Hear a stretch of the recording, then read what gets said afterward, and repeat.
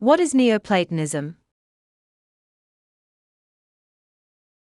Neoplatonism is the last school of Greek philosophy founded by Plotinus in the 3rd century AD. It is important to note that the ancient philosophers, who are generally classified as Neoplatonists, called themselves simply as Platonists, as did the philosophers of the Renaissance and the 17th century, whose ideas derive from ancient Neoplatonism.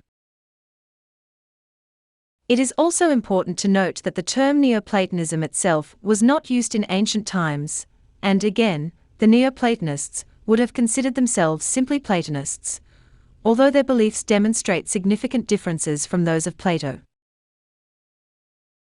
Neoplatonism is generally a religious philosophy, combining a form of idealistic monism with elements of polytheism.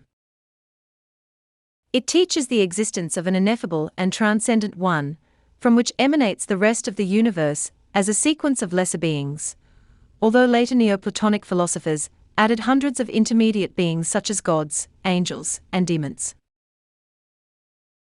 The Egyptian philosopher Plotinus, considered the founder of Neoplatonism, developed his theories initially in Alexandria, in his native Egypt, and then later in Rome.